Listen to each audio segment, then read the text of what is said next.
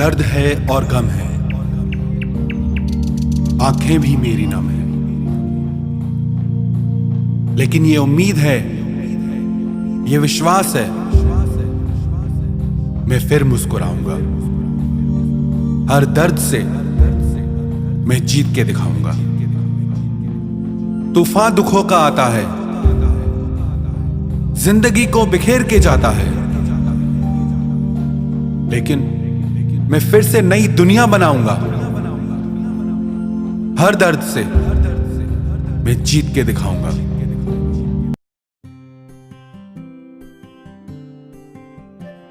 नमस्कार, ओम साई राम। मैं देवेंद्र रापल्ली। मेरा जो जन्म हुआ है वो गुगुस में हुआ है। मेरे मॉम डैड प्रॉपर आंध्रा से है और यहाँ आके पापा WCL में नौकरी करते थे और अभी तो डैड रिटायर हो गए हैं। मेरा जो बर्थ है 16 दिसंबर 1989 का है और मैं प्रॉपर अगर अब कहूँ तो मैं महाराष्ट्र से हूँ। तो कहते हैं ना कि मी महाराष्ट्र माता, तो वो प्यार मुझ में बाय बर्थ यहाँ से है। और मेरे घर पे पापा मम्मी, 2 दीदी, 1 भाई है और साथ में 12 जानवर है जो कि मेरे खुद के घर के मेंबर्स हैं। और इसी तरह से मेरा जो एजुकेशन हुआ है 10th तक के Mount Carmel Convent Higher Secondary School से हुआ है जो कि ACC में है। और उसके बाद कार्मल एकेडमी से मेरा 11th-12th हुआ है। मैं प्रॉपर कार्मलाइट हूँ, CBSE से सब कुछ हुआ है मेरा। और उसके बाद में फिर मेरा ग्रेजुएशन के लिए मैं इंजीनियरिंग के लिए अमरावती से मेरा संत गाडगे बाबा अमरावती यूनिवर्सिटी से मेरा BE हुआ है और मेरा BE इलेक्ट्रॉनिक्स एंड टेलीकम्युनिकेशन में हुआ है। उसके बाद फिर मैं MTech किया हूँ और MBA किया हूँ। MTech मेरा VLSI में है। मेरा मेन स्ट्रीम VLSI का है, इलेक्ट्रॉनिक्स में। और अभी मेरा PhD शुरू है और मेरा PhD वेलटेक यूनिवर्सिटी चेन्नई से शुरू है जो कि मेरा आखिरी साल है। और मेरे गाइड डॉक्टर इकबाल सर हैं। अब ऐसा हुआ है कि मैं प्रियदर्शनी कॉलेज ऑफ इंजीनियरिंग में मेरा MTech हुआ और वहीं पे मैं असिस्टेंट प्रोफेसर था 3-4 साल के लिए। अभी भी मैं मतलब जब भी ज़रूरत पड़े तो मैं वहाँ पे जाता हूँ और मेरा जो भी कर्तव्य है मैं वो पूरा कर आता हूँ क्योंकि वो कॉलेज से मुझे बहुत लगाव है। और नागपुर में एक बेस्ट कॉलेज है प्रियदर्शनी कॉलेज ऑफ इंजीनियरिंग। और कहूँ तो मेरी शुरुआत प्रियदर्शनी कॉलेज ऑफ इंजीनियरिंग में जब मैं MTech कर रहा था तभी से ही मैंने वहाँ पर NGOs में विजिट करना शुरू किया। उसके पहले 18 साल से मैं जानवरों को बचाना, जानवरों को मतलब कहीं पर भी अगर अपघात हुए हैं तो एक अलग ही मेरा उनके साथ में प्यार जो बना हुआ है वो मुझे उन्हें बचाने की तरह से मजबूर करता रहता था। तो होता ऐसा था कि मैं जानवर लेके घर पे जाता था, ठीक करता था और फिर मुझे डांट पड़ती थी तो मैं जहाँ से लाया वहीं पे छोड़ता था। और ये गुण मुझे मेरे माता पिता से ही आया है। मेरे मॉम डैड जो है वो आप कभी भी अगर आप देखोगे उनको अगर कोई भी जानवर दुखी अवस्था में दिखता है तो वो तुरंत उसे उठा के लेकर आ जाएंगे, घर पे बांध देंगे, घर पे ठीक ठाक करेंगे और फिर छोड़ेंगे। तो बचपन से वो देखते देखते देखते मुझ में भी वो कल्टीवेट हो गया कि कहीं पर भी जानवर दिखा तो उसको बचाओ। और मैं एक प्योर वेजिटेरियन हूँ, प्योर मतलब प्योर वेजिटेरियन। मुझे बिल्कुल भी नॉन वेजिटेरियन पसंद नहीं है और नॉन वेज खाने वाले लोग भी मेरे आसपास रहते नहीं। मैं रहता नहीं हूँ उन लोगों से अक्सर, क्योंकि मेरा ऐसा है कि जियो और जीने दो, उन्हें भी जीने का पूरा हक है। तो क्यों हम उन्हें जबरदस्ती मार के खाए। हमारे पास प्रोटीन्स के अलग अलग सोर्सेस है। तो काफ़ी मेरा वाद विवाद होते रहता है उन लोगों के साथ। तो इस तरह से मेरा घर का परिचय इस तरह से। मेरी जो बड़ी दीदी है घर के पास ही शादीशुदा हो गई है, उससे एक लड़की एक लड़का है। और छोटी दीदी है मेरी, वो कनाडा में रहती है और she is my idol, she is my strength. After my mom she is like big asset to me. और सभी लोग कहते हैं, मैं एक्चुअली अब बताऊंगा तो मैंने मेरा जॉब वॉब सब छोड़कर आया है तो वो लोग मुझे काफ़ी लोग कहते हैं कि आपके माता पिता कुछ समय तक रहेंगे आपके पास, उसके बाद क्या। जैसे मैंने शादी का प्लान ये वो सब कुछ त्याग दिया है जानवरों के लिए। तो काफ़ी समय लोग मुझे बोलते हैं जब तक माँ बाप है तब तक तू जी लेगा, ऐश कर लेगा, उनके पैसों पे रह लेगा, जानवरों की सेवा कर लेगा, लेकिन उसके बाद क्या। तो मेरे पीछे ऐसा कहना है कि मॉम डैड तो जब तक मेरी उनको सेवा, उनकी मुझे सेवा लिखी है और ईश्वर की कृपा उन पे है तो वो तो आजीवन जब तक मैं जिंदा हूँ तब तक वो भी जिंदा रहने को नहीं, यही मेरी ख्वाहिश है। लेकिन अगर ऐसा कभी कुछ हुआ कि उनके बाद कौन, तो मेरी दीदी और मेरी जाजी है जो कि कनाडा में रहते हैं, तो वही मेरे लिए माँ बाप का रूप है। तो मेरे लिए ऊपर वाले ने पहले से प्लान करके सब भेजा है।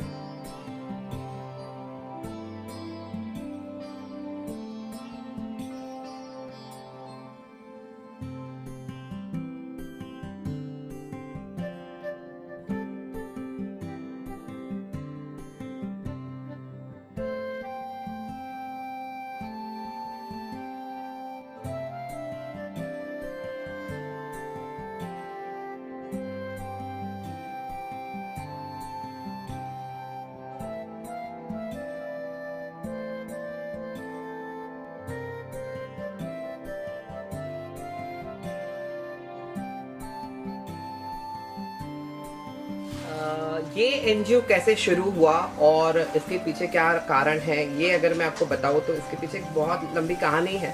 हुआ ऐसा कि मैं पिछले 18 साल से जब जानवरों की सेवा करते रहता हूँ तो मैं उनको वापस छोड़ देता हूँ, क्योंकि इतने सारे जानवर रखना पॉसिबल नहीं था। मैं जब एमटेक कर रहा था प्रियदर्शनी कॉलेज ऑफ इंजीनियरिंग में, तभी भी मेरा आना जाना लगा रहता था चंद्रपुर में, और मैं ज़्यादा चंद्रपुर से वाकिफ नहीं हूँ। मैं गुगुस से डायरेक्ट मेरा जितना काम रहता था मैं उतना ही करता था, मैं बहुत ज़्यादा पढ़ाकू था। तो होता ऐसा था कि मैं यहाँ पर आता था, जो मेरे स्टूडेंट्स थे, मतलब गुरु सोमया पॉलिटेक्निक में जिनको पढ़ाया था, तो उन बच्चों को कॉल करता था कि यहाँ जानवर जख्मी है तो प्लीज़ आओ। जैसे कि बस स्टैंड हुआ है आसपास का एरिया, तो उनके साथ में मैं जाता था। गवर्नमेंट हॉस्पिटल जो है वहाँ पे लेके जाके उनको ठीक कर देता था, घर पे रखता था और डांट खाने पर तुरंत छोड़ देता था। तो ऐसा मेरा रूटीन बना रहता था। लेकिन एक समय ऐसा भी आया कि जब मैंने चंद्रपुर में आया तो मैंने देखा था कि रास्ता मुझे एक्चुअली याद नहीं, तो वहाँ पर बहुत बड़ा घाव होकर था एक डॉग के पूरे जो पीछे वाला हिस्सा है वहाँ पर। तो मैंने काफ़ी कॉन्टैक्ट्स किए, मैंने काफ़ी कोशिश की। जैसे नागपुर में बहुत सारे एनजीओस है जो कि हेल्प करते हैं। जैसे मेरी स्मिता मैम करके मेरी फ्रेंड है, उनका एक एनजीओ है स्पीचलेस ऑर्गेनाइजेशन नागपुर में, बहुत ही बेस्ट लेडी है, बहुत वर्क करती हो। तो उनसे इंस्पिरेशन था मुझे। तो मैं यहाँ पर जब आया तो मैंने काफ़ी एनजीओस को, इसको उसको, एचपीसी का शेल्टर है हमने अपने यहाँ पर, गवर्नमेंट हॉस्पिटल है, उसके बाद में काफ़ी सारे पेट डॉक्टर्स हैं, मैंने सबको कोशिश की, लेकिन कोई सामने आ नहीं पाया।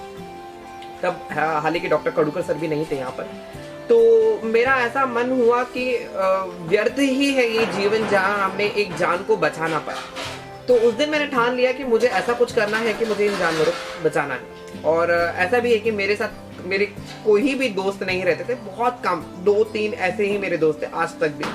तो मेरा ऐसा है कि मेरा ज़्यादातर जो रिलेशन है वो जानवरों के साथ और घर वालों के साथ, क्योंकि जानवर एक ऐसे ये है प्राणी है जो कभी आपको धोखा नहीं देंगे और कभी आपको वो जो प्यार बोलते हैं ना उसमें तिनका भर का भी कमी करते हैं, और निस्वार्थ प्यार जो होता है वो उन्हीं का होता है। तो मैंने ऐसा डिसीजन ले लिया कि मैं सब कुछ छोड़ छाड़ दूंगा। मेरे सैलरी भी कुछ अच्छी खासी थी और काफ़ी पढ़ा लिखा इंसान हूँ मैं। तो मैंने उसी मोमेंट सोचा कि मैं जॉब छोड़ दूंगा, और नेक्स्ट डे मैंने रेजिग्नेशन दे दिया था। और फिर मैं वहाँ से यहाँ आया, वो डॉग को पकड़ने की काफ़ी कोशिश की, डॉग मिला नहीं था। तब तक मुझे ज़्यादा कुछ नॉलेज नहीं था डॉग कैसे पकड़ना, क्या करना क्या नहीं करना, किसको अप्रोच करना है सब। उसके बाद में 18 अक्टूबर 2018 को एक कॉल आया था नीतीश का, जो कि हमने एक छोटा सा ग्रुप बनाया था कि हम लोग जानवरों को बचाएंगे। वो भी मेरे स्टूडेंट थे सोनिया चोपड़े करके, उनके कारण हुआ वो चीज़। तो कुछ लोग जुड़े और कॉल आ गया तुरंत कि एक डॉग है जिसका एक साइड का पूरा आँख इल्लियों से भरा हुआ था, पूरा इल्लियों से। तो हमने वो डॉग को कैच किया, वो डॉग को कैच करके फिर हमने उसको लेके जा रहे थे, हमको पता नहीं था कहाँ लेके जाए। तो गवर्नमेंट हॉस्पिटल में लेके गए, वहाँ पे एक रूम था उसमें डाल दिया। डॉक्टर से बात हुई थी, तब डॉक्टर दुपारे थे और डॉक्टर बाबने सर थे, और कड़ूकर सर नहीं थे तभी उस समय में। तो फिर उन्होंने हमको हेल्प किया। वो पूरा इल्लियों का जो इतना पूरे इल्लियाँ भरे हुए थे, आपके 2-3 कटोरा तो बोल ही सकते, इतना भरा हुआ, पूरा आँख सड़ गया, आँख ही नहीं थी वहाँ पे। उसका नाम मैंने एकांत लगाया। मुझे आदत है, मैं जो जानवर जैसा रहता हूँ उसके हिसाब से मैं उनका नाम लगाता हूँ। तो उसको लेके आए हम लोग ने वहाँ पर, हम लोग उसको रखे। कुछ दिन बाद हमको जैसे 29 नवंबर को दूसरा डॉग का पता चला, जो कि लोहारा के जंगल में एक लैब्राडॉग को उन्होंने बांध कर छोड़ दिया और 2 कटोरे रखे थे। तो फिर सोनिया का कॉल आया था कि ऐसा ऐसा है, कुछ कर सकते क्या। फिर हमने तभी रात को निखिल आसानी सर को और बाकी सब लोगों को भेजा वहाँ पर, और फिर वो डॉग को रेस्क्यू करके लेकर आया। तो रात अंधेरे में अकेली डॉग थी, इसलिए उसका नाम मैंने तारा लगाया था। ऐसे एक डॉग आना शुरू हुए वहाँ पर। फिर उसके बाद में एक मैंगो करके, जब समर का सीजन शुरू था, मैंगो बेच रहे थे और वहाँ पे एक एक्सीडेंट हो गया था डॉग का, तो उसका नाम मैंगो लगा। आज भी वो है हमारे साथ में। आज उसका अडॉप्शन कैंप है, तो आज वो अडॉप्ट भी हो चुका है, आज उसको भेजना भी हमको। तो इस तरह से एनजीओ की शुरुआत तो हुई, लेकिन जगह नहीं, कुछ भी नहीं, बहुत तकलीफ हो रहे थे हम लोगों को। और वहाँ पे एक गाय आई थी फिर, जो महानगर पालिका ने पकड़ के लेकर आई थी, क्योंकि उसका पूरा जो खूर रहता वो सड़ गया था और बहुत सारे इल्ली लगे हुए थे, और वो बहुत ही भयानक, बहुत मतलब घोड़े से भी भयानक, ऐसा पूरा उछल जाती थी कि पूछो मत। अब उसका ट्रीटमेंट कैसे करना, कोई इसको हाथ नहीं लगा रहा। मुझे बहुत दुख हो रहा था, क्योंकि वो कुछ भी नहीं खाती थी, सिर्फ रेती चाटती थी, क्योंकि भूख लगी है, और पानी भी ज्यादा वो पीती नहीं थी। तो क्या करना, फिर हमने महानगर पालिका वालों से बात करके बोला कि हम लोग ये गाय ले लेते, आप हम लोग लेना चाहते हैं, आप बताइए। उन्होंने बोला बिंदास ले लीजिए और कर लीजिए। वो गाय को आप यकीन नहीं मानोगे, हमको उसको बांध के गिराने के लिए कम से कम 20 से 22 लोग लगते थे। फिर हमने उसका थोड़ा थोड़ा उपचार शुरू किया, और वो कुछ खाती नहीं थी, उसको सिर्फ 2 ही चीज पसंद थे, एक है बैगन और दूसरा है गोभी का पत्ता, बस। तो ये 2 लेने के लिए मैं आज तक कभी मार्केट में पैर नहीं रखा वाला इंसान। मैं एक झोला लेता था और मार्केट में जाके जितने लोगों से है उतने लोगों से तोल बोल करके मैं वो बैगन बोलो या गोभी है वो लेकर आ जाता था, और फिर उसको खिलाते खिलाते वैसे 2 गाय हुए। 2 गाय 12 कुत्ते जब हो गए थे तो गवर्नमेंट हॉस्पिटल में भी थोड़ा सा इशू शुरू हो गया था कि इतने सारे जानवर यहाँ पे मत रखो, क्योंकि वो गवर्नमेंट हॉस्पिटल है, उनको भी बाकी सारे भर्ती करने पड़ते जानवर, और मैंने उनके पूरे कब्जे करके रख दिए थे। तो अच्छा हुआ उन्होंने हमको डांटा और वहाँ से भगा दिया। तो उनका डांटना और वहाँ से भगाना, तो मैंने, आप यकीन नहीं मानोगे, गुरुवार का दिन था, तो मैंने उस साईं बाबा को कहा था या तो मुझे जगह दे, नहीं तो ये जो 2 गाय है और जो 12 कुत्ते मैं तेरे दरबार में लाके छोड़ के मैं वापस मेरे जॉब को ज्वाइन कर लूँगा। मुझे एक्चुअली गुस्सा आया था और मैं साईं बाबा से थोड़ा बहुत फ्रेंड जैसे रहता हूँ। तो हुआ ऐसा कि ये गुरुवार गया, दूसरे गुरुवार को हम लोग श्री किशोर जोरगेवार जी के पास गए थे, अभी वो एमएलए है। तब वो एकदम मतलब तब पॉलिटिशियन नहीं थे, अभी भी पॉलिटिशियन होने के बाद भी वो वैसे ही है जैसे पहले थे। तो उनके पास गए तो आप यकीन नहीं मानोगे, उन्होंने हमको उनके खुद की कार में बैठाया और ये खाली जगह पे लाके दिखाया कि यहाँ पे जितना यूज करना है करना। और आप क्या बोलते हो, मैं वो भगवान की और वो अल्लाह की मेहरबानी है। आप यहाँ देखोगे तो ये जो जगह है ये सभी लोगों से दूर है, यहाँ पे जानवरों से इंसानों को तकलीफ नहीं, यहाँ पे पानी की कोई कमी नहीं है, वातावरण इतना शुद्ध है कि पूछो मत। ऐसी जगह साक्षात साईं बाबा की कृपा से ही मिली, इसलिए बहुत खुशी होती है। आज यहाँ पर 226 के ऊपर जानवर है। फिर वैसे सर ने हमको जगह ला के दिया, फिर हमने थोड़ा थोड़ा करके यहाँ वहाँ से फंड जमा करना। मेरे खुद के घर से मैंने 7.5 लाख रुपए लेकर आया अभी तक की, जो मैं कर्जा में हूँ और देना है मुझे वापस। और ये मैं मॉम डैड जो सेविंग करके रखते हैं वो मैं थोड़ा थोड़ा उड़ा के लाता हूँ, क्योंकि जब कुछ नहीं रहा तो उनके सामने 2 आंसू डाल देते, बेचारे दे देते। तो उस चक्कर में यहाँ पे मैंने जानवरों को बचाना शुरू किया। फिर स्टार्टिंग में 11 लोग थे, अब तो काफी सारे लोग जुड़े हैं, व्हाट्सएप पे भी काफी सारे लोग जुड़े हैं। श्रीमान रेड्डी सर जी है, मोहन रेड्डी सर जी जो कि नवोदय ट्रांसपोर्ट चलाते हैं, वो हेल्प करते हैं मुझे काफी तौर पे। माधवी दीदी, भारती दुदानी, अर्जुन भैया, अश्विनी खोबरागड़े मैडम, ऐसे कुछ लोग हैं जो बहुत ज्यादा क्लोज रिलेटेड है हमारे साथ में। श्री किशोर जी जोरगेवार जी का मैं सबसे बड़ा धन्यवाद देना चाहता हूँ, क्योंकि अगर वो हमें जगह नहीं देते थे तो शायद जो 20,000 के ऊपर जानवर अब तक ये 1.5-2 साल में मैंने ठीक किए हैं, वो शायद रास्ते पे कीड़े लग के मर गए होते थे। तो आज मैंने इतने सारे जानवर बचाए हैं। तो एक छोटी सी सोच और मेरा वो जिद्दीपन जो कि मेरे माता पिता से मुझे आया है, मेरे भाई बहनों से मुझे आया है, वो इतने सारे जानवर को बचाने के पीछे का कारण है।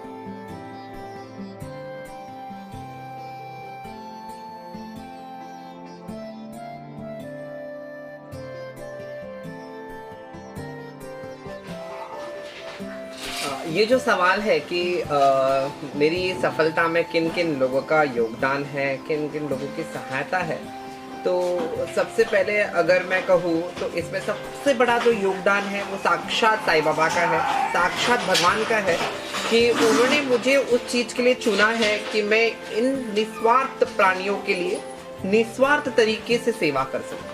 और सही में सबसे बड़ा योगदान ईश्वर के बाद मेरे माता पिता भाई बहन का है, कि जब मैंने उन्हें कहा कि मुझे खुद को दान देना है उन जानवरों के लिए, तो उन्होंने तनिक भी नहीं सोचा कि इसका क्या, भले ही वो सोचते हैं कि इसकी शादी का क्या होगा, कैसे होगा, क्या करने वाला है ये आगे जाके, लेकिन उन्होंने सही में मुझे एक तरीके से छोड़ दिया है कि हाँ ये जो सेवा कर रहा है ये किसी से हो नहीं सकता, और भगवान किसी लोगों को ही चुनता है उस चीज़ के लिए।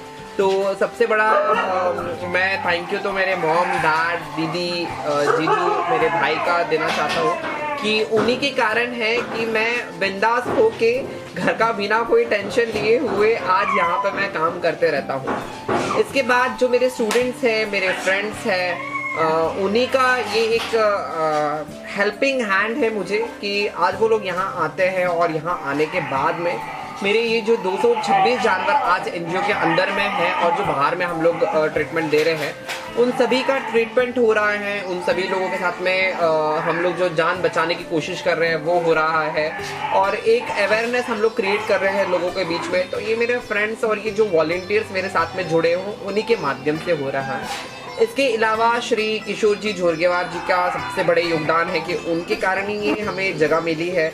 उसके बाद में जैन कम्युनिटी के बहुत सारे लोग हैं जिनके कारण मेरे गायों का पेट भरता है। सही में यदि वो जैन कम्युनिटी के लोग ना होते थे, जैसे कि मित्तल अंकल, फिर काफ़ी सारे लोग जुड़े हुए उनके थ्रू, कि जो मेरे गाय है, जो गौ माता है, उनका जो पेट भर रहा है वो उन्हीं के कारण भर रहा है।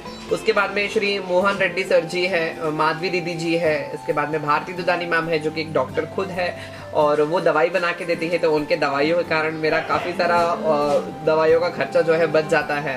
और इसके बाद में अर्जुन धुना जी है, अश्विनी खोबरागड़े मैम जो है, और काफ़ी सारे लोग जुड़े हुए हैं।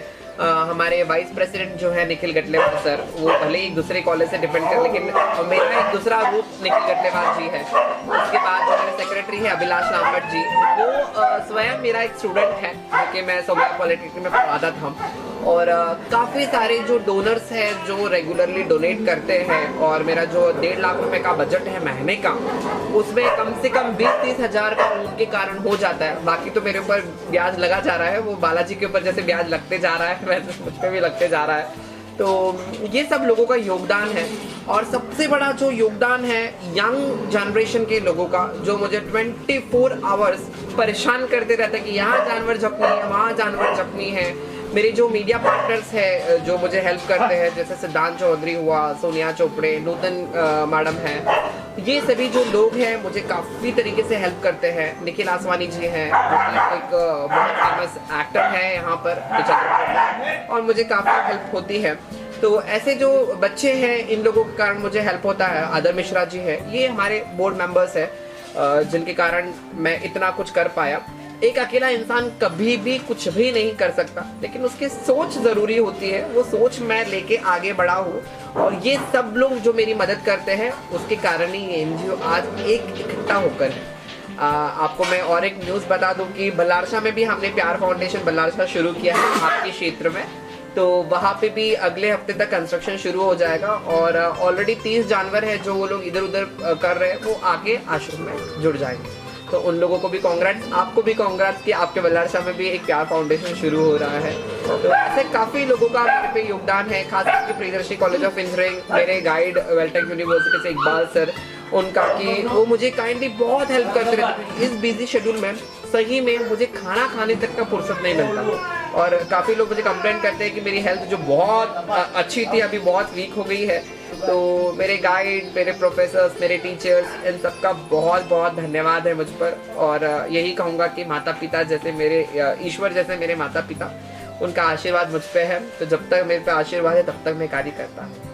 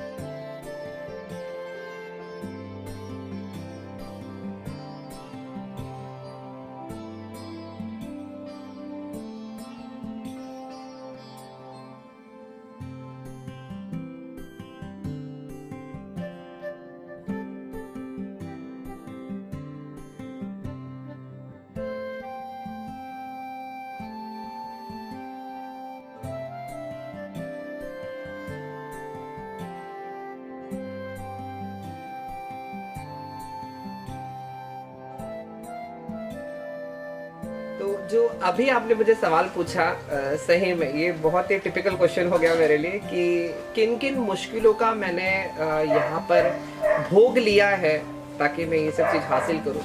हासिल तो कुछ भी नहीं किया मैंने, और हासिल करने के लिए बहुत सारी चीज़ें बचे हैं कि मुझे एक भव्य निर्माण करना है इन पशुओं के लिए, जिसमें एक बहुत बड़ा गौशाला का निर्माण करना है, और एक ऐसा डॉग्स के लिए मुझे घर बनाना है जो कि रास्ते पे लोग कहते हैं ना कि कुत्ते की मौत मरेगा, तो वो जो राइम, वो मतलब जो बात है वो मुझे हमेशा चुभती है। तो मुझे ऐसा कुछ करना है कि लोग ये कहें कि कुत्ते की जिंदगी बहुत अच्छी होती है।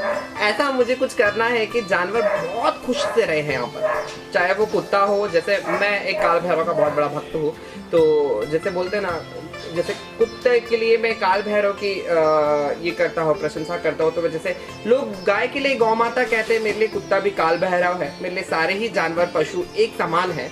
तो मैंने बहुत सारे तकलीफें यहाँ पे झेली है, और सबसे बड़ा तकलीफ अगर मैं कहूँ तो ये संस्था चलाने में जानवरों के लिए, मुझे जानवरों से कभी कोई भी तकलीफ नहीं हुई। मुझे आज तक कोई ही कुत्ता नहीं काटा, ना किसी गाय ने मुझे मारा। अगर किसी चीज से मुझे तकलीफ हुई तो वो है इंसान से, और ये इंसान वाकई में इतना क्रिटिकल और इतना इरिटेटेड चीज है मेरे लिए, मैं कहूँ तो।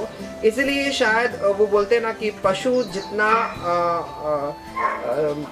निस्वार्थ इस धरती पे कोई नहीं, भगवान का दूसरा रूप पशु है। अब कैसे कैसे तकलीफें मुझे झेलनी पड़ी।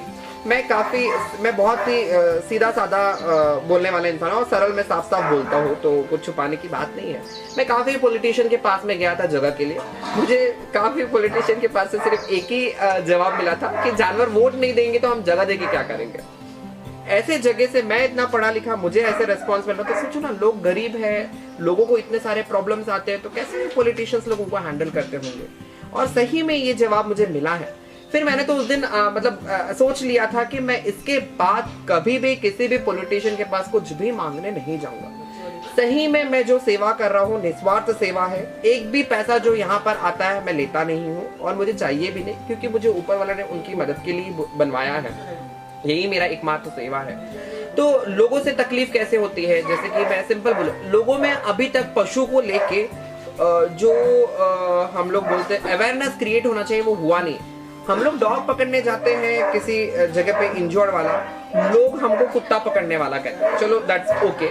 लेकिन लोग तब तक तमाशा देखते रहते हैं जब तक जान मर नहीं जाती, और यदि हम लोग बचाने गए तो हम लोगों को काफी तकलीफ देते, खास करके गाय के लिए। गाय पकड़ने गए हम लोग किसी भी चीज पे इंजर्ड, तब तक लोग सामने आते नहीं, और जैसे ही हम लोग ने गाय पकड़ लिया उनमें वो गाय भावना जागरूक हो जाती है, ऐसे क्यों पकड़े, वैसे क्यों पकड़े। लोगों को अवेयरनेस नहीं।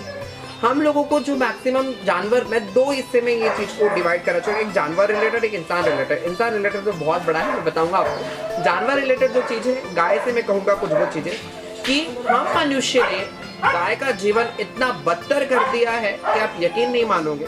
हमारे यहाँ पे कुछ भी त्योहार होते हैं, कुछ भी फंक्शंस होते हैं, हम लोग जो हमारे यहाँ पे बचा हुआ बहुत सारा अनाज होता है वो बाहर फेंक देते हैं। पहली बात, फेंकने के बाद वो गाय कंज्यूम कर लेती है। आज भी मेरे पास एक बैल मर गया क्योंकि वो काफी सारा चावल खाकर आया। हमने काफी कोशिश की, होम्योपैथी को मैंने ट्राई किया, बचा नहीं। दुख इस बात का होता है कि हम मूर्ख लोग इतना भी नहीं समझते कि गाय को क्या देना चाहिए, क्या नहीं देना चाहिए। बच गया, चलो हम फेंक देते हैं, गाय खा लेती, गाय मर गई। इसका पाप कौन भोगेगा, आप, मैं या गाय? वो चीज को अवेयरनेस क्रिएट करना बहुत जरूरी है। गाय को कभी भी चावल मत, और कुछ भी मात्रा किसी भी चीज को ज्यादा तरीके से नहीं देना चाहिए गाय को। दूसरी चीज, हम लोगों को अभी तक इतने साल हो गए, अलग अलग गवर्नमेंट अलग अलग तरह से कोशिश की, अलग अलग जगह हमने पढ़ा कि प्लास्टिक का यूज सही तरीके से करो और सही तरीके से उसको डिस्पोज करो, लेकिन हमने आज तक ये चीज किया ही नहीं है। मैक्सिमम प्रॉब्लम क्या होता है, हम लोग कुछ भी चीज लेते हैं प्लास्टिक में डाल देते हैं, चाहे वो खाने का वेस्ट चीज क्यों ना हो, कुछ भी घर में फुटा फुटा कुछ नहीं, पन्नी में लपेट देते हैं और हम लोग डस्टबिन में डाल देते हैं, डस्टबिन जाते बाहर फेंक देते हैं। अब बेचारी गाय, हाथ तो है नहीं, या पन्नी पे पैर रख के तो मुंह से उठा के खाएगी नहीं। वो बेचारे जानवर, एक भी रोटी का टुकड़ा रहा, उसके मालिक तो उसको मरने के लिए वैसे ही छोड़ देते हैं, और हम लोग उसमें वो बोलते हैं ना, मिर्ची नमक सब डाल के डाल दिए जैसा एक्स्ट्रा का, प्लास्टिक में हम लोग वो सब चीज डाल के फेंक देते हैं। वो गाय पूरा का पूरा खा लेती है। खाने के बाद गाय का जो रिमेन सिस्टम है 4 भाग में डिवाइड होता है, उसका सिस्टम पूरा डाइजेस्ट सिस्टम। वो जाके अटक जाता है। एक अटका, दूसरा, तीसरा, चौथा, इस तरह से हमने अब तक जितने गाय के ऑपरेशन किए, आप यकीन नहीं मानोगे, आप मैं दिखा भी दूंगा आपको, 18 किलो प्लास्टिक, 25 किलो प्लास्टिक, साथ में खीला, लोहे का टुकड़ा, कांच का टुकड़ा, 1 रुपए का सिक्का, दूध का पैकेट, गुड़ के प्लास्टिक के पूरे प्लास्टिक, पूरा पन्नी का पन्नी आपको दिखेगा। इस तरह से गाय प्लास्टिक खा के एक समय के बाद मृत्यु को प्राप्त होती है। गलती किसकी? हमारी लापरवाह। ऐसे कई सारी मुश्किलें हम लोगों को आई हैं। दूध वाले, आप यकीन नहीं मानोगे, एक किस्सा मैं आपको बताऊंगा। हम लोग, बारिश का सीजन था, बहुत भयानक बारिश आ रही थी, वो 3 दिन 4 दिन का हमारे सामने हमेशा बारिश आती है लगातार। तो एक कॉल आया था आदर मिश्रा जी का कि गाय का बछड़ा यहाँ पे पड़ा हुआ है किसी के घर के सामने, तो बचाने जाना था। हम लोग 11:30 बजे वहाँ पे जस्ट पहुंचे। पहुंचने के बाद हमने आसपास सबको पूछा कि गाय का बछड़ा किसका है, किसका है, किसका है। किसी का नहीं। बाजू में एक शेड डाला हुआ था गाय का, हमने उनको पूछा, वो बोला हमारा नहीं है बोले बछड़ा। तो हमने बोला एटलीस्ट रात भर के लिए रखने के लिए जगह दोगे क्या? तो उन्होंने बोला नहीं नहीं, उसको जो बीमारी है हमारे गैया को लगेगा तो हम लोग क्या करेंगे। हमने कहा कि गाय का एक्सीडेंट हुआ, कोई बीमारी नहीं लगी, कि रात भर रख दो, क्योंकि यहाँ बिल्कुल जगह नहीं थी और बारिश के कारण मैं रख नहीं पा रहा था। तो हमने 3 दिन उसका वहीं पे ट्रीटमेंट किया। 14 दिन एक बूढ़ी औरत आई और मुझे बहुत डांटते डांटते बोली कि गाय ऐसे क्यों पड़ा है। उसको समझाया कि ऐसे ऐसी बात है। तो बोले उसका मालिक का घर तो वो है, बोले तुमने उसी घर में क्यों नहीं रखा। हम लोग इतने आश्चर्य हो गए कि 4 दिन से वो बछड़े के लिए हम लोग उस मालिक के घर के सामने तड़प रहे थे और तड़पा थे, मतलब इतना ये हो गए थे। वो मालिक सीधा बोला कि गाय का बछड़ा मेरा नहीं है। लोग ऐसे ही होते, जब तक गाय दूध देती हुई रहती है या वो बछड़ा लड़की बछड़ा है तो उनके काम की। अथर्व वो रास्ते की जानवर है, उससे उसका कोई लेन देन नहीं। वो अगर लड़का बछड़ा होगा तो वो कत्ल खाना में दे देंगे, या तो रास्ते पे जैसे वो हाल हुआ था वैसे छोड़ देंगे, नहीं तो गाय का। दूध देती हुई गाय रहेंगी तो उनके पूरे के पूरे वो जो बोलते ना कि सब कुछ जागरूक हो जाते हैं, शरीर के सब चीजें वो जागरूक हो जाएंगे। अदरवाइज वो गाय उनकी कोई काम की नहीं। कल एक 9 महीना प्रेग्नेंट गाय का रास्ते पे एक्सीडेंट हो गया। हमने उसके मालिक को कांटेक्ट किया, उसका मालिक देखा, बोला गाय बची क्या। हमने कहा गाय आखिरी सांसें ले रही, आप आइए तुरंत, क्योंकि मुझे पता है कौन सी गाय किसके है मैक्सिमम चीजें।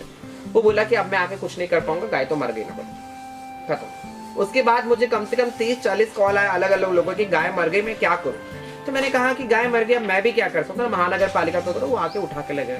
मेरा काम सिर्फ जानवर को बचाना है। मृत्यु के बाद तो अब इतना मेरे में लिमिटेशंस नहीं है, मतलब है कि मैं वो कुछ काम नहीं कर सकता जो मुझे आगे भी करने हैं ये सब चीजें। तो बहुत दुख होता है कि लोग सिर्फ स्वार्थ के लिए जानवरों को यूज करते हैं। उसी तरह से जैसे तोता पालना हुआ, बंदर पालना हुआ, ये वाइल्ड लाइफ प्रॉपर्टी है, आप इसे पाल नहीं सकते। अगर आप किसी को समझाने जाओगे कि तोता मत पालो तो हमको हमारी औकात दिखा देते हैं, हम लोगों को उनको हाथ नहीं लगाने देते हैं, वो बुरी हालत में जानवरों को रखते हैं। अब ये हो गया इस तरह के पशु। अब कुत्तों की बात बताओ। मैक्सिमम लोग सिर्फ डॉग इसलिए लेते हैं क्योंकि उनको को घर चलाना है।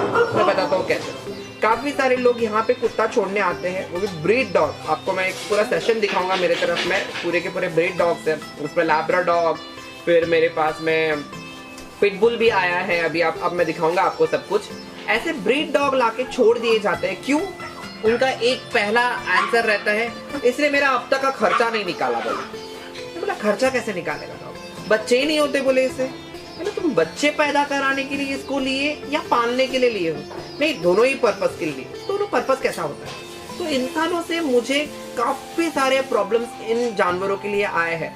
डॉग्स को यूजुअली लोग जो ब्रीड डॉग लेते हैं, लोग इसलिए नहीं लेते कि उनको पालना है। बहुत कम लोग होते हैं जिनको कुत्ता पालना रहता है, या एक दोस्त लाना रहता है घर पे, या एक बच्चा लाना रहता है। बाकी के 90% लोग सिर्फ कुत्ता इसलिए लेते हैं क्योंकि उनको उसका रेप करवा के, लिटरली उससे बच्चे पैदा करा के एक मासूम माँ के पास से उन बच्चों को पैसों के लिए बेचना रहता है। तो आप मुझे बताइए कि ये जो ब्रीडिंग हुआ है, या जो इलीगल ब्रीडिंग मैं कहता हूँ, जिसको टर्म गवर्नमेंट ने भी दिया है इलीगल ब्रीडिंग करके, क्या वो आप चाहते हो कि वो हो? एक कुतिया को जबरदस्ती एक डॉग के पास लेके जाओ क्योंकि वो हीट पर आई है, उससे जबरदस्ती बच्चे पैदा करो और उससे वो बच्चे पैदा कराने के पहले 2 महीने के पहले उसको बेच दो। ये आप मुझे बताइए कि कहाँ तक का न्याय है? ये न्याय नहीं है और ये एकदम गलत। ठीक है, एक बार करा दिए क्योंकि डॉक्टर्स बोलते हैं या काफी लोग उनको बोलते हैं एक बार तो बच्चा करा दो, या एक बार तो उसके मन को शांति हो दे, एक बार तो उसको माँ का फीलिंग हो दो। जैसे इनको समझता है कि माँ का फीलिंग क्या होता है। नहीं, ये गलत है। वो बच्चे बेचने के लिए ही ये सब चीज करते हैं। और एक बार हो गया चलो ठीक है, 2 बार हो गया चलो, साल में कम से कम 2 बार ये लोग जबरदस्ती उसका रेप करवा के बच्चे करा के बच्चे बेचते हैं।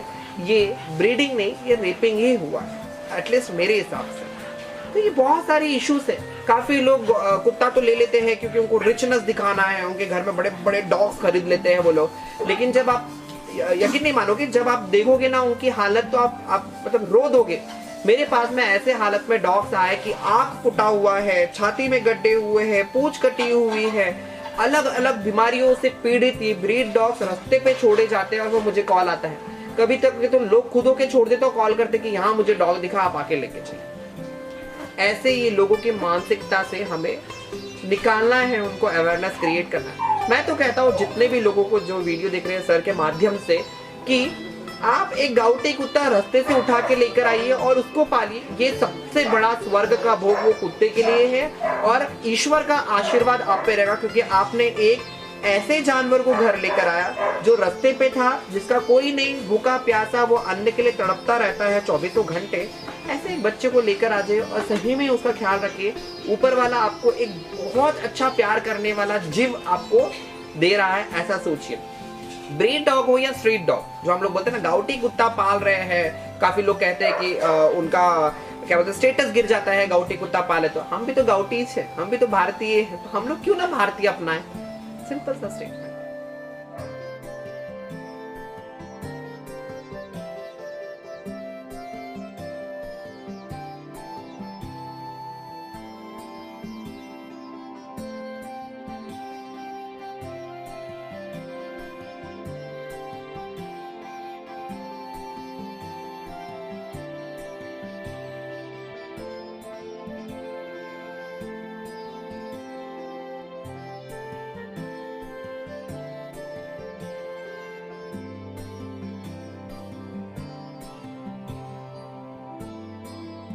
मेरी सफलता का अब तक तो मैं सफल हुआ नहीं हूँ। बहुत कम चीज मैंने किए हैं, मुझे बहुत कुछ करना है।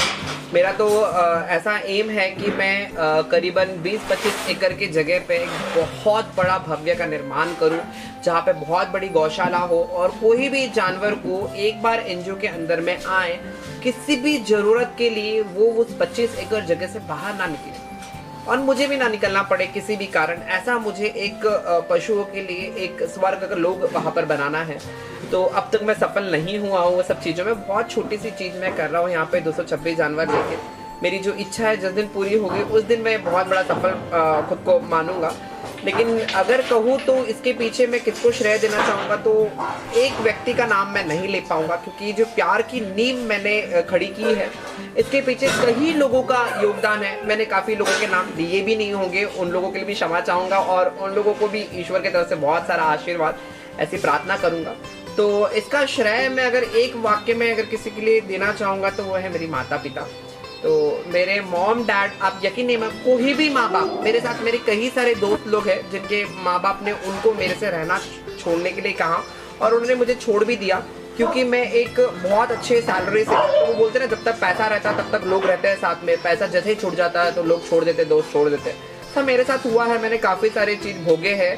तो काफ़ी सारे लोगों के मॉम डैड मुझे कोसे कि क्या कर रहा है, कुत्ते बिल्लियों के पॉटी वॉटी उठा रहा है, गाय का गोबर उठा रहा है, तो क्या इसलिए पड़ा था क्या, या अच्छे से पैसे कमा के घर में आराम से बैठा रहता था, एसी में रहने वाला इंसान तो ऐसे क्यों काम कर रहा है। ऐसे कई सारी चीज़ें मुझे कहे गए, लेकिन मेरे माता पिता ने कभी भी उन चीज़ों को मेरे सामने नहीं डाला।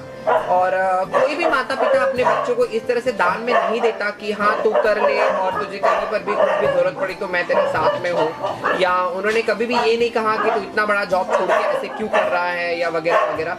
उन लोगों को पता है कि मेरी सबसे बड़ी खुशी किसी की जान बचाने में है। आप देखोगे तो एनजीओ में मैंने जानवरों के साथ में एक इंसान की भी जान बचाई है, आज वो हमारे साथ में ही है, आजूबा मेरे बहुत ही प्यारे हैं वो।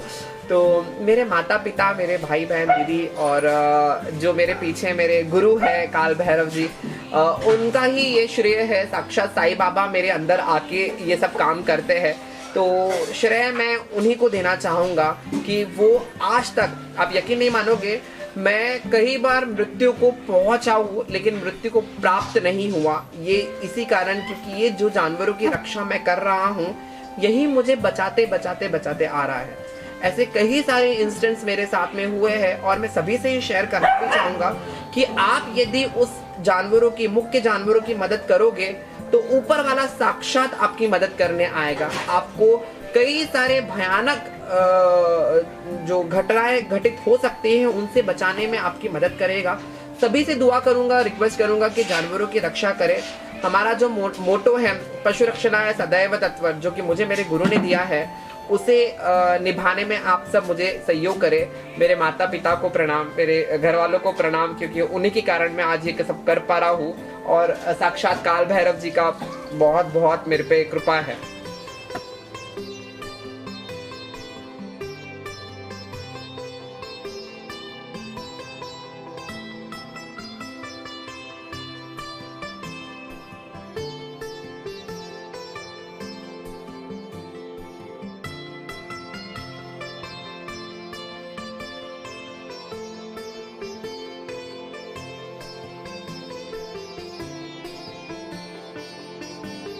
सभी को मेरी तरफ से कुछ मैसेज अगर देना होगा तो मैं क्या मैसेज दूँ? अगर इस बात पे मैं कहूँ तो एक बहुत बड़ा वाद विवाद खड़ा हो जाता है, क्योंकि हम एक ऐसे लोक में रह रहे हैं जहाँ पे लोगों को बचपन से ही सिखाया जाता है कि नॉनवेज खाने से प्रोटीन मिलता है या नॉनवेज खाने से बॉडी बनती है, ऐसा लोगों में डाल दिया है। और वो टेस्ट जो इंसान के जबान पे बैठ गई है, वो टेस्ट निकालना मुझे काफ़ी समय में बहुत तकलीफ होती है।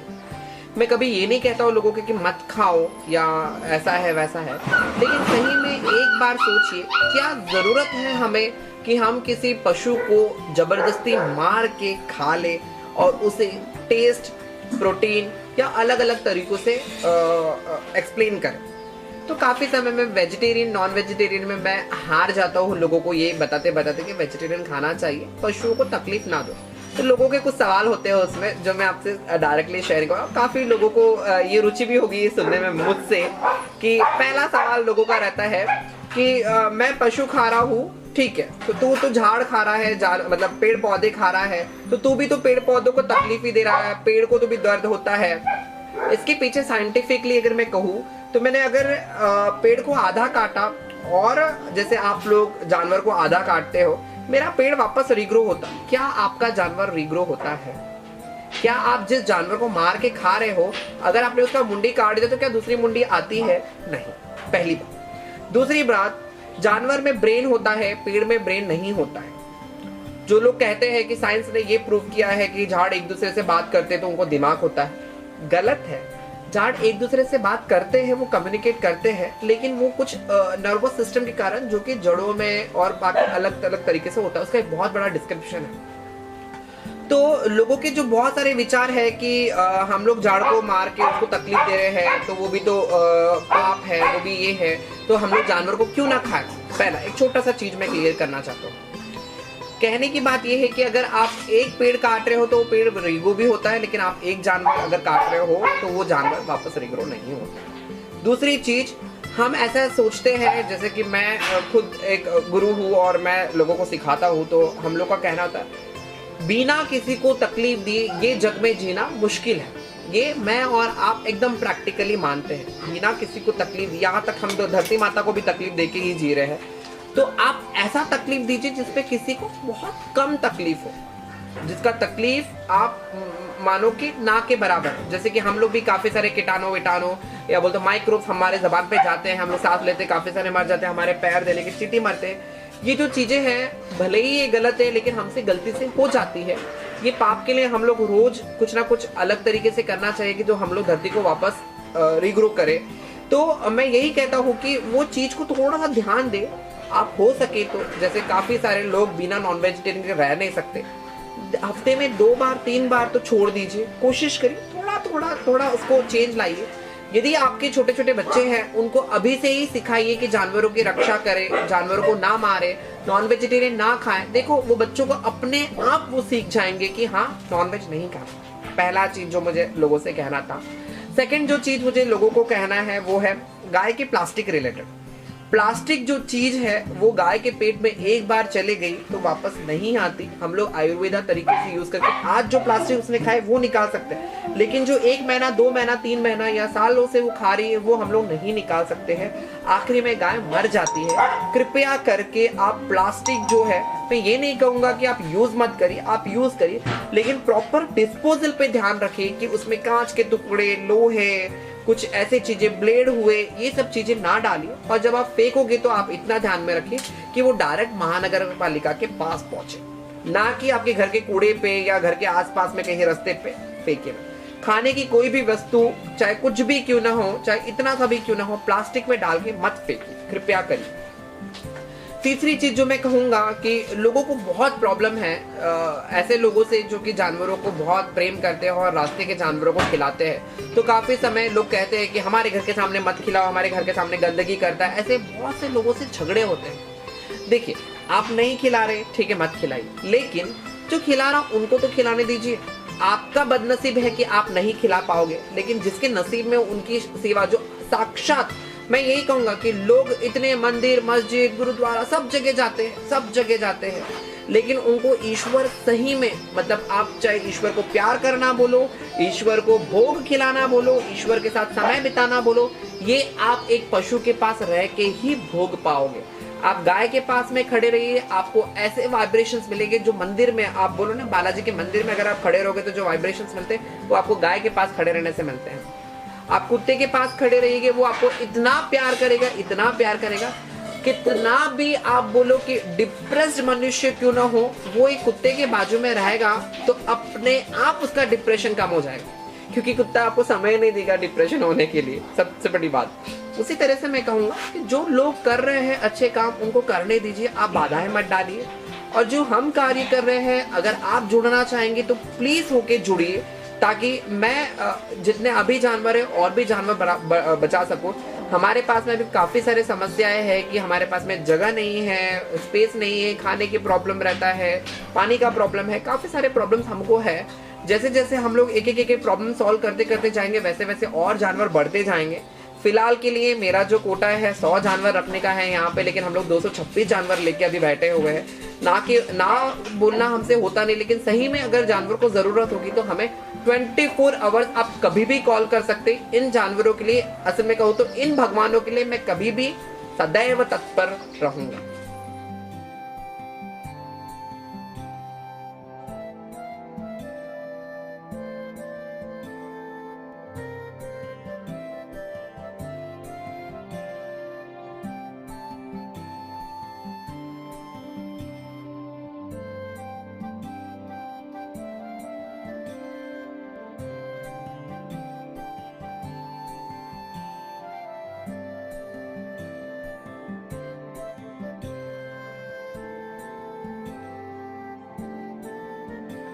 मैं आप सभी को मेरे पूरी टीम से परिचय देना चाहता हूँ। अभी आज संडे है तो काफ़ी सारे लोगों को काफ़ी सारे इश्यूज थे तो नहीं आ पाए, लेकिन जो मौजूद है मैं उन सब का परिचय आपको देता हूँ। मेरे साथ में हमारे एनजीओ के सेक्रेटरी जी है अभिलाष लांबट जी, और सर पूरा का पूरा सेक्रेटरी डिपार्टमेंट संभालते हैं।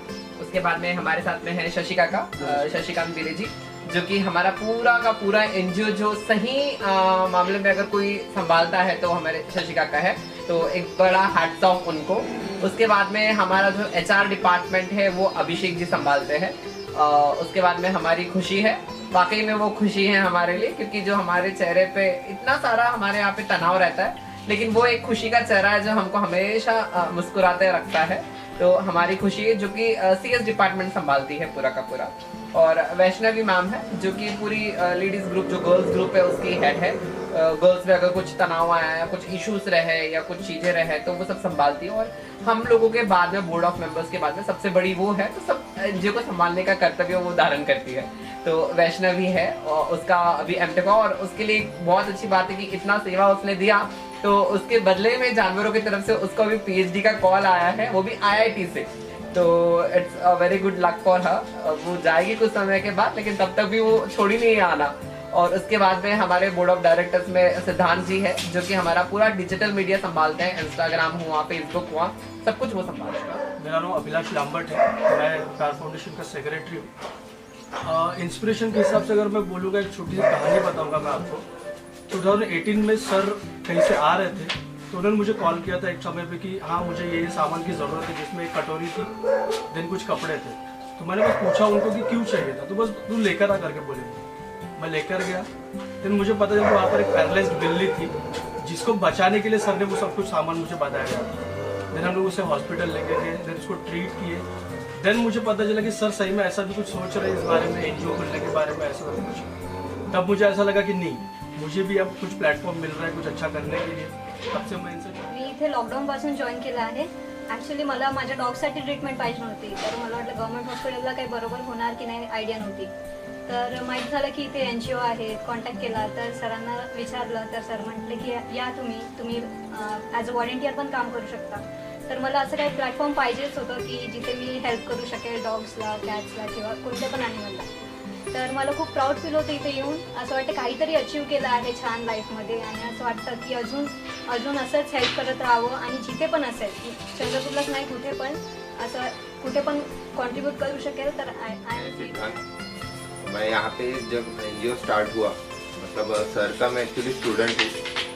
सर काफ़ी टाइम से मैं सर को जानता हूँ, और वही जो अभिलाष सर ने जो एक इंसिडेंट बताया, वो इंसिडेंट में जब हम साथ में थे तभी से हमको पता था कि हमें एक ना एक दिन चंद्रपुर में एक ऐसा NGO स्टार्ट करना है जो जानवरों के लिए काम करे।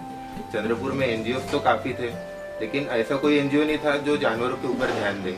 इसलिए हमने ऐसे सोचा कि हम एक NGO स्टार्ट करें जो सिर्फ जानवरों पे ध्यान देगा। और काफ़ी वक्त ऐसे होता है कि हम सारा टाइम NGO में नहीं दे पाते, तो ऐसा हर कोई कर सकता है कि ज़रूरी भी नहीं है कि हर वक्त NGO में ही जाके काम करो। बहुत से जानवर ऐसे हैं जो बाहर ऐसे ही घूम रहे हैं, उन्हें देखने के लिए ना ही कोई NGO है और बाकी लोग तो देख नहीं रहे। तो नॉर्मली हर लोग अगर एक चीज़ सोच सकते हैं या फिर एक इतना भी कर सकते हैं कि अपने एरिया में, अपने घर के सामने अगर कोई दिखता है कुत्ता तो सिर्फ उसी की हेल्प करो। ठीक है। हाँ, मैं एक्चुअली पेट के लिए मैं गवर्नमेंट हॉस्पिटल गया था, उसके एक्चुअली वहाँ पे इलाज हुआ नहीं, उसकी वजह से उसकी डेथ हो गई।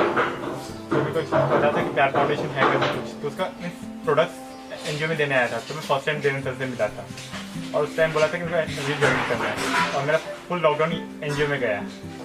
पर अभी ऐसा है कि शॉप भी है, तो उसकी वजह से मैं टाइम दे नहीं पा रहा, तो संडे टू संडे टाइम देता। नमस्कार, मेरा नाम शशिकांत है, और मैं सर का बहुत बड़ा फैन भी हूँ, क्योंकि उन्होंने जो NGO चालू किया और मुझे यहाँ काम करने का मौका दिया, इसके लिए मैं उनसे बहुत तहे दिल से धन्यवाद करूँगा।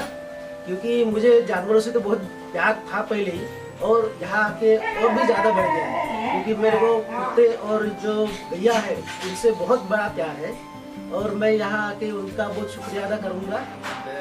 एक्चुअली फर्स्ट टाइम मैं सर से जिस दिन लॉकडाउन खत्म हुआ और सारे रेस्टोरेंट वगैरह चालू हुए उस दिन मिला।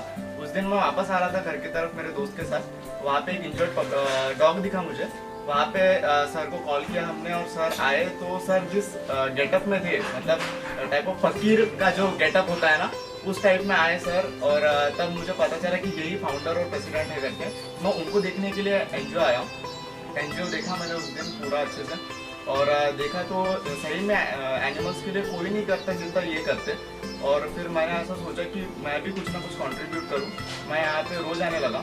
पहले थोड़ा थोड़ा टाइम देता था, फिर धीरे धीरे मैंने थोड़ा ज़्यादा टाइम देना चालू किया। सर से कुछ बातें की, चाहे वो किचन रिलेटेड बातें हो या फिर डॉक्यूमेंट्स रिलेटेड बातें, मैंने सब कुछ सर से सीखा। और सर मैं सर को सर की तरह नहीं, अपने दोस्त की तरह देखता हूँ, बड़े भाई की तरह देखता हूँ। और सर ने जितना मुझे सिखाया आज तक मुझे फ्रॉम प्यार फाउंडेशन चंद्रपुर। मैं अपना प्यार फाउंडेशन के फीलिंग्स को मैं बताना चाहती हूँ। जैसे मैं फर्स्ट टाइम सर से मिली थी 15 फेब 2020 को।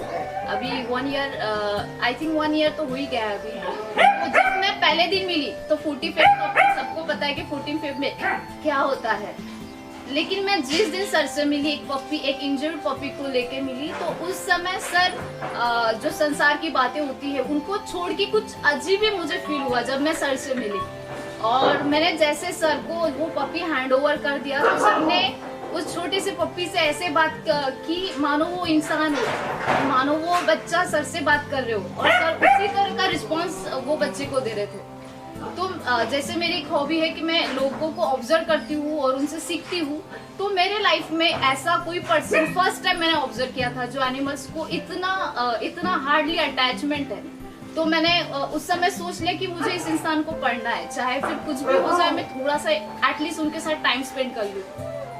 फिर उसके बाद वो पपीज ठीक हो गया। फिर मैं कुछ सोर्सेज देख रही थी, कुछ वेज देख रही थी जिससे मैं सर से मिल पाऊँ।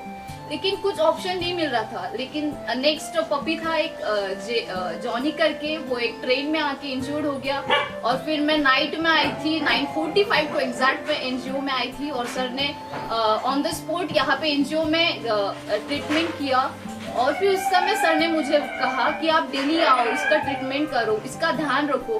फिर मैं खुश हो गई कि हाँ मुझे आना है और सर को ऑब्जर्व करना है। तो उसी दिन से जैसे मैं आई थी नवंबर में नेक्स्ट टाइम आई थिंक 16 को आई थी। फिर उस समय मैं कंटिन्यू एनजीओ में आने लगी और फिर धीरे धीरे जैसे मेरा एक मोटो था कि मुझे सर को ऑब्जर्व करना है, सर को सीखना है, लेकिन यहाँ पे आने के बाद सर का कॉन्सेप्ट अलग ही रह गया और मैं एनिमल्स को जानने लगी। और एनिमल्स जैसे मैं इंसान से बातें करती हूँ वैसे अभी मैं एनिमल्स से बातें करती हूँ। हमारा वो भी एक मेरे फैमिली का मेंबर है। और यहाँ पे सब लोग जितने भी यूथ आपको दिख रहे हैं वो यूथ के बारे में मैं क्या करूँ क्या कहूँ, उसके लिए मेरे पास शब्द नहीं है। वो एक सब फैमिली मेंबर्स की तरह हमारे साथ रहते हैं, चाहे फिर अच्छी बातें हो चाहे वो बुरी बातें हो। यहाँ पे मैं सबको थैंक्स कहना चाहूँगी कि ये बहुत अच्छे हैं और बहुत सपोर्टिव है। और एनिमल्स को भी थैंक्स कहूँगी कि वो मेरे लाइफ में आए, वो इतना मोमेंट अच्छा मोमेंट मेरे लाइफ में दिए। और मैं कहती हूँ कि लोग कहते हैं कि स्वर्ग और नर्क होता है, लेकिन मैं यही कहना चाहूंगी कि स्वर्ग यही है। प्यार फाउंडेशन की जो नींव मैंने शुरू की है, इसमें काफ़ी सारे वॉलंटियर्स, मेरे बच्चे, मेरे भाई बहन, मेरे दोस्त और काफ़ी मेरे इनके साथ में नोक झोंक होते रहते हैं। मैं रोज़ झगड़ता हूँ, बहुत डांटता हूँ, बहुत सिखाता हूँ। तो काफ़ी सारे पेरेंट्स को ऐसा लगता होगा कि एनजीओ में जाके ये लोग क्या करते होंगे और एनजीओ में जाने से इनका समय व्यर्थ जा रहा है, ये लोग पढ़ते नहीं होंगे या इनका समय पढ़ाई में जाना चाहिए ना कि ऐसे फालतू जगह पे जाना। ऐसे काफ़ी सारे पेरेंट्स लोग रोज, ये भी बच्चे लोग, इनको भी डांट मिलती रहती है। लेकिन कैसा है ना, हम लोग इंसान जो वर्ड लेके पैदा हुए कि हम इंसान हैं, तो मैं ये कहूँगा लोगों को कि या उनके पेरेंट्स लोगों को, बच्चे को पढ़ा लिखा बनाने से अच्छा बच्चों को इंसान बनाइए। यदि वो इंसान बनेंगे तो वाकई में इस प्रकृति का उद्धार होगा, नहीं तो ये प्रकृति नष्ट होते जाएगी। जितने बच्चे यहाँ जुड़े हुए आपको दिख रहे हैं, जैसे कि शीतल है, वो एक एडवोकेट है और वो अभी उसका लॉ कर रही है और वो यहाँ पर आके, आप यकीन नहीं मानोगे, 24 आवर्स अगर वो यहाँ रहती थी तो 24 आवर्स वो यहाँ पे मेडिकेशन करती हुई रहती थी। चाहे वो छोटा सा डॉग का बच्चा क्यों ना या गाय क्यों ना हो, वो पूरा मेडिकेशन अकेली लड़की करती थी। एनजीओ में आने के बाद जो बच्चे हैं यहाँ पे हर तरीके का चीज सीखते हैं। यदि आप कहोगे तो ये हॉस्पिटलिटी मैनेजमेंट में से है अभिषेक, जो कि नागपुर से कर रहा है उसका पूरा डिग्री, और वो यहाँ पे पूरा हॉस्पिटली मैनेजमेंट को संभालता है। तो कौन सिखाता है? ये सब चीज मैं सिखाता हूँ, क्योंकि मैं एज एन असिस्टेंट प्रोफेसर था इंजीनियरिंग कॉलेज में। काफी सारे स्कूल्स में मैं एचओडी से लेके मैं प्रोफेसर, लेक्चरर सब कुछ था। तो मेरा एक कर्तव्य बनता है कि जानवरों को जिस तरह से मैं उद्धार कर रहा हूँ, बचा रहा हूँ, उस तरह से ये जो बच्चे यहाँ आके मेरी मदद कर रहे हैं जानवरों को बचाने में, इनका किस तरह से भला हो। हाँ, मैं ये जरूर मानूंगा कि मैं इनको अभी पैसे नहीं दे सकता, मैं इनको पे नहीं कर सकता, लेकिन वो जो समय यहाँ दे रहे हैं बहुत कुछ सीखते हैं। जैसे कि मैं कहूँ तो हॉस्पिटल मैनेजमेंट में लोग आने से बातचीत करना, जो बोलते हैं ना स्टेज फियर रहता है बच्चों में, वो स्टेज फियर जाता है उन लोगों का। बच्चे लोग काफी सारे मेडिकेशन सीखते हैं, जानवरों को हैंडल करना। इंसान को हैंडल तो कोई भी कर सकता है, जानवरों को हैंडल करना बहुत मुश्किल होता है, क्योंकि वो बोल नहीं सकते, पहली बात उनका दर्द नहीं बता। मैं उन लोगों को वो सिखाता हूँ कि जानवरों के आंख देख के ही आप पता कर सकते हैं कि जानवर में क्या चल रहा है। वो जो ममता है, मातृत्व है, वो मैं ये बच्चों को सिखाता हूँ। तो सारे पेरेंट्स से गुजारिश है कि उनके बच्चों लोगों को थोड़ा सा समय यहाँ बिताने दीजिए, ना कि यहाँ पे आके समय व्यर्थ कर रहा है करके उनको रोको मत, उनको आने दीजिए, क्योंकि सही में वो प्रकृति से यहाँ जुड़ते हैं आपके घर में या उनके दोस्तों में नहीं। ये बच्चे, इनका सही मायने में अगर मैं कहूँ तो देखो, ये बच्चे वो बच्चे हैं जो कि पूरा लॉकडाउन घर पे बैठ के टीवी के सामने रहने से अच्छा यहाँ आके जान बचाए है। तो इनके लिए बहुत बड़ा अप्लॉस है मेरी तरफ से, बहुत बड़ी मैं बोलूँ ना दुआ मेरी लगेगी इन लोगों को, क्योंकि मैं तो फकीर बन चुका हूँ। ये बच्चे इनका समय देके इन जानवरों को बचा रहे हैं, तो इनके माता पिता को भी बहुत बहुत धन्यवाद। और जो माता पिता ये सोचते हैं कि यहाँ आके समय व्यर्थ जा रहा है, ऐसा नहीं है। आपके बच्चे सही मायने में इंसान बन रहे हैं यहाँ पर आके। तो यही चीज मैं पहुंचाना चाहता था। अलग अलग बच्चे यहाँ पे आके अलग अलग करते हैं, अलग अलग धर्म रिलेटेड भी कहता हूँ कि काफी सारे सोचते हैं कि गौ माता है तो क्या बोलते हैं हिंदुओं का काम है। ऐसा नहीं है, हमारे पास में मोमेडियन का भी बच्चा है, हमारे पास में हिंदू का भी बच्चा है, हमारे पास में सिख का भी बच्चा है, हमारे पास में ईसाई का भी बच्चा है। और ये सारे के सारे धर्म गेट के बाहर, और जैसे ही गेट के अंदर ये लोग पैर रखते हैं, इनका एक ही धर्म है, वो है मानवता का। और ये बच्चे लोग यहाँ वो चीज सीखते हैं, चाहे कोई भी कास्ट हो, क्रीड हो, कलर हो, कोई भी सेक्स हो, यहाँ पे बच्चे एक बार गेट अंदर आ जाते हैं, ये चीज एक ही सीखते हैं कि प्यार के साथ कैसे जुड़े रहे, कैसे सीखे कि हमको एकजुट रहना है। क्योंकि यंग बच्चे हैं, यही बच्चे अगर आप बाहर देखोगे तो कोई घर पे मोबाइल के लिए झगड़ रहा होगा, कोई गाड़ी के लिए झगड़ रहा होगा, कोई कार के लिए झगड़ रहा होगा, कोई किसी और चक्कर में पड़ा होगा, कोई प्यार के चक्कर में पड़ा होगा। लेकिन ये बच्चे जो यहाँ आते हैं सही मायने में एकत्र रखकर यहाँ पे जान बचाते। तो सभी के माँ बाप से मैं गुजारिश करूंगा कि आपके बच्चों को भेजो ताकि वो कुछ अच्छा सीख सके, गलत रास्ते पे नहीं जाए, मानवता का उद्धार करे।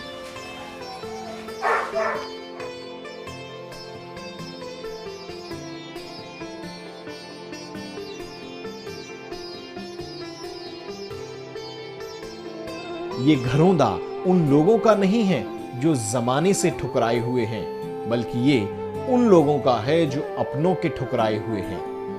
ये जुल्म की इंतहा है कि जो लोग जिंदगी भर की मेहनत और अनुभव को समेट कर रिटायर होते हैं, उन्हें नाकारा पुर्जा समझकर फेंक दिया जाता है। तेल मौजूद है मगर चिराग बुझा दिया जाता है। जिंदा हूं इस तरह के गमे जिंदगी नहीं, जलता हूं मैं मगर रोशनी नहीं। अब बहुत से लोग अपने माता पिता से अपनी सेवा तो करवा लेते हैं, पर जब हमारा उनकी सेवा करने का वक्त आता है तो उन्हें बोझ मानकर वृद्धाश्रम छोड़ाते हैं। बेशक इनके बच्चों ने अपने माँ बाप की उपेक्षा कर दी हो, लेकिन इनको सहारा देने वालों ने इनकी कभी उपेक्षा नहीं की है।